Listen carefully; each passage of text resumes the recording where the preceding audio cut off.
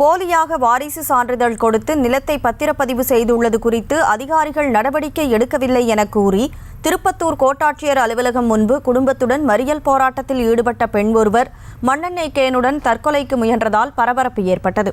இதுகுறித்த கூடுதல் விவரங்களோடு நமது செய்தியாளர் நித்யானந்தன் இணைந்திருக்கிறார். நித்யானந்தன், வணக்கம். என்ன நடந்தது? அந்த பெண்ணுடைய கோரிக்கை என்ன?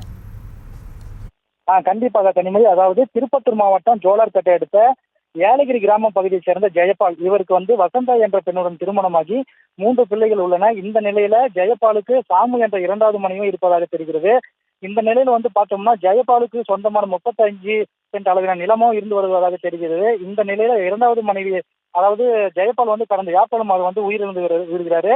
அதனை தொடர்ந்து பார்த்தோம்னா அந்த 2வது மனைவி சாமு என்பவர் இவருக்கு நான் தான் வாரிசு என்று சொல்லி அந்த வாரிசு சான்றிதழ் வாங்கி 35 சென்ட் அளவிலான நிலத்தை தனது பேர்ல பத்திரப்பதிவு செய்ததாக தெரிகிறது. இதனால பார்த்தோம்னா முதல் மனைவியின் பிள்ளை செல்வி என்றவர் இந்த வாரிசு சான்றிதழ் போலியானது இதை ரத்து செய்யணும்னு சொல்லிட்டு பலமுறை அதிகாரிகளுக்கு புகார் அளிச்சும் வராரு. இந்த நிலையில திருப்பத்தூர் கோட்டாட்சியர் புகார் அளிக்க வரும்பொழுது அங்க இருக்கும் செக்யூரிட்டி முறையான பதில் சொல்லாதனால வெளியே அனுப்பியதாக தெரிகிறது. இதனால் ஆத்திரம் அடைஞ்ச செல்வி திருப்பத்தூர் வழியாக கிருஷ்ணகிரி செல்லும் சாலையில் திடீரென உறவினருடன் சாலை மறியலில் ஈடுபடுறாரு.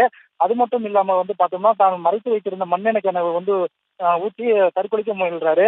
இதனால அந்த பகுதியில் சிறிது நேரம் பரபரப்பு காணப்படுது. இந்த நிலையில திருப்பத்தூர் நகர போலீசார் அவங்க கிட்ட பேச்சுவார்த்தை நடத்தி அங்கிருந்து சமாதானப்படுத்தி அனுப்பி வைக்கிறாங்க. கனிமொழி,